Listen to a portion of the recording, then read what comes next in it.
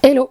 Michel Lambin, c'est sans doute l'un des pires tueurs en série français. Pendant des années, il est passé pour un paisible éleveur de chèvres dans sa ferme de Cossol au-dessus de Grasse. Mais pour la justice, cet ancien petit voyou parisien est l'auteur de 10 meurtres, 7 hommes et 3 disparus qu'on a considérés comme des cold cases. C'est l'histoire que je vais vous raconter aujourd'hui. Clap! Join us. Support us. Join us. Support us. Just because the media is massive, we have draconian laws, we have brutal police action, and we have the judiciary working at the behest of the political leaders. Michel Lambin est né en 1950 dans une famille ouvrière de 8 enfants. Dès son plus jeune âge, il a une scolarité assez difficile, c'est assez compliqué pour lui, il est hostile à l'autorité. Son instituteur disait qu'il utilisait son intelligence dans la malice. Sa mère, dont il était le fils préféré, lui passait un peu tout, il était vraiment pourri gâté. Adolescent, il finit souvent au poste parce qu'il est accusé de plusieurs petits vols. À 17 ans, il va commencer à s'entraîner au tir et se passionner pour les armes à feu. Il va d'ailleurs être arrêté et emprisonné à la prison de Fresnes pour justement coups et blessures ou pour port d'armes prohibé. Au niveau professionnel, il va d'abord tour à tour essayer d'être charcutier, puis électricien. Ça ne va pas particulièrement fonctionner. D'un côté personnel, il va être marié très tôt, à 18 ans, il va avoir 3 filles et il va vivre dans un pavillon à Palaiseau, en région parisienne. Le 3 mars 1977, il va aller braquer son ancienne entreprise et repartir avec 250 000 francs. Il va alors être retrouvé par l'anti-gang et va être incarcéré durant 7 ans. À la fin des années 80, il va frapper à la porte de celle qui a été le témoin de ses premiers meurtres, Nicole Rossi, avec qui il va vivre pendant 25 ans. En 91, il va quitter la région parisienne pour aller vivre à Plan-les-Ouates. C'est un canton de Genève en Suisse. Seulement pour des raisons financières, en 93, il va en déménager. Et de là, il va devenir berger et élever des moutons à Cossol, dans l'arrière-pays de Grasse. Et il va produire des fromages avec sa compagne, donc Nicole. Durant plusieurs années, Michel Lambin, ça va vraiment être une personne qui va recueillir des fugitifs, dont son ami braqueur Émile Fornazari, qui va s'évader de la prison de Draguignan en hélicoptère. C'est quelque chose qui a plus ou moins défrayé la chronique à l'époque et que vous avez sûrement dû voir à la télévision pour ceux qui étaient déjà nés. En 2004, sa compagne Nicole Rossi va donner rendez-vous à des policiers dans une église. C'est un endroit où elle se sent en sécurité pour confesser le meurtre de son conjoint. De là, elle va confesser qu'il aurait tué une dizaine de personnes de manière assez atroce, voire barbare, et qu'il a même mangé certaines de ses victimes. Elle explique du coup aux policiers, et elle a donné une interview pour TF1 où elle explique qu'elle savait pas trop par où commencer et que pour elle le plus probant c'était de commencer par l'épisode du beau-frère de Michel Lambin qui visiblement a été décapité et dont il aurait cuit la tête dans une cocotte minute. Selon Nicole Rossi, les meurtres de Michel Lambin commencent en 83. Le 21 janvier 83, il tue Michel Tasselli. C'est un truand cannois et c'est un ami de sa compagne, donc de Nicole Rossi. Par jalousie, certainement, visiblement, c'était le seul motif en tout cas de son meurtre. Le 13 juillet 83, il va tuer son ex-beau-frère, Kamel Gendouz, dit Marcel.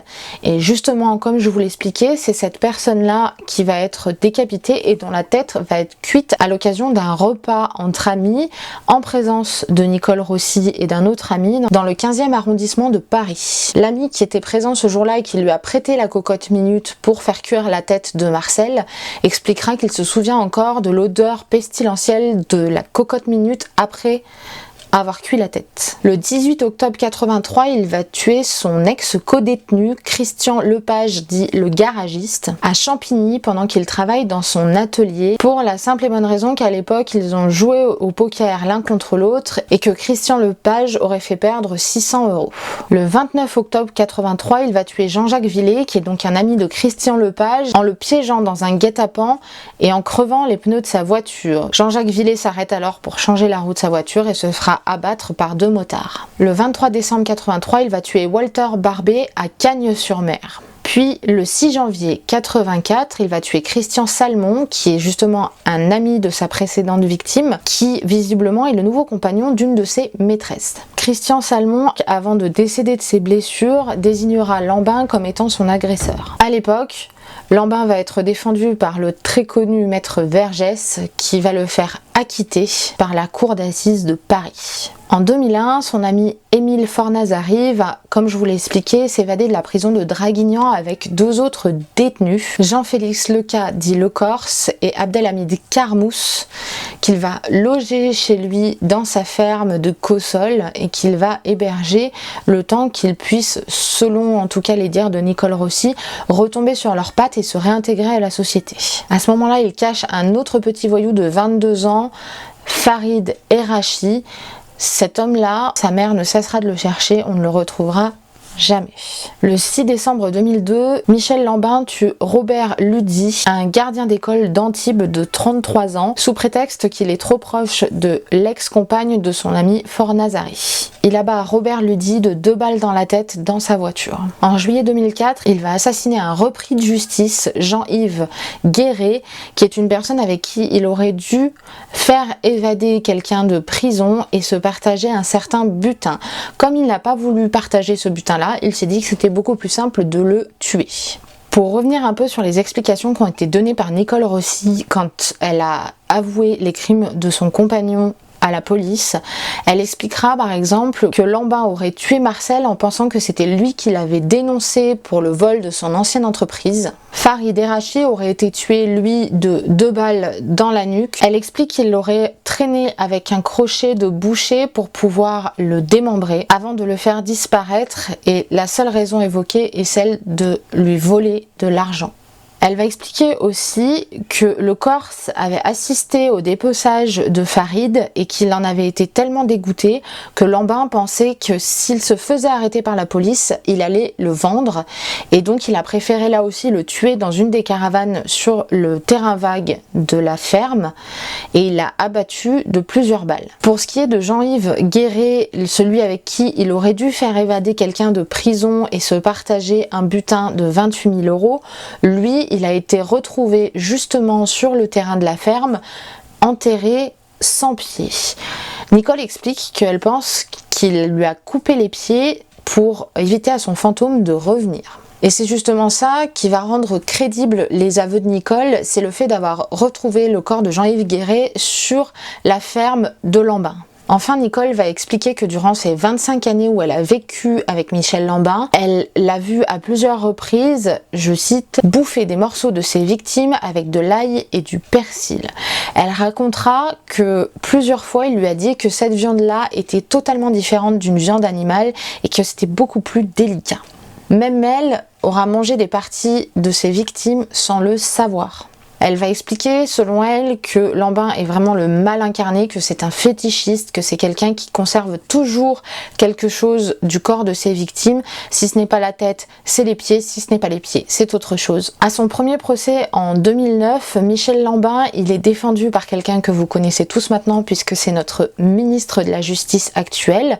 C'est Éric Dupond-Moretti. Il va être condamné après avoir avoué le meurtre de Jean-Yves Guéret à 20 ans de prison qui vont être ramenés à 18 ans après son procès en appel en 2011. Et en 2009, ça va être la seule condamnation qu'il va avoir parce que tous les autres meurtres sont prescrits. En 2017, il va être de nouveau jugé avec son ami Émile Fornazari pour le meurtre de Robert Ludy, le gardien d'école. Et là, par contre, il va apparaître souffrant, il est en fauteuil médicalisé, en très mauvais état. Et sur ce procès-là, il va être condamné à la réclusion à perpétuité avec 22 ans de sûreté.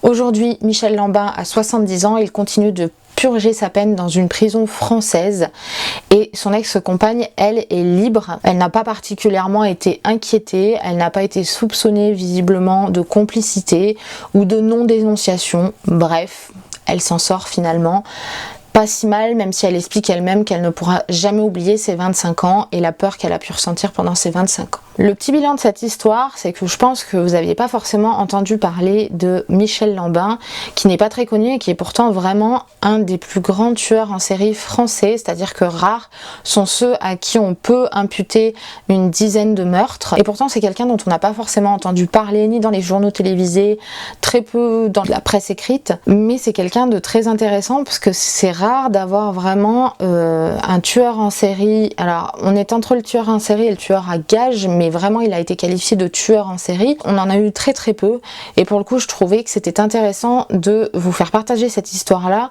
qui est assez surprenante et pour laquelle on a vraiment assez peu d'infos. À l'époque, il y a eu l'émission Grand Reportage. Nicole Rossi donnait sa version des faits. Elle racontait, elle ramenait les journalistes sur les lieux où on a trouvé les corps et on a trouvé les preuves de la culpabilité de Michel Lambin. C'était vraiment un reportage qui était assez intéressant.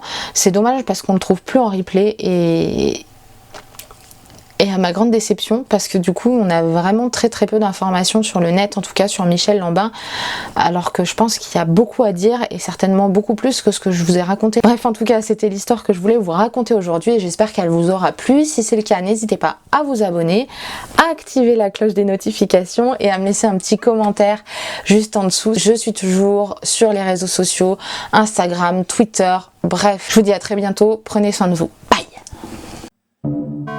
I had a funny call the other day.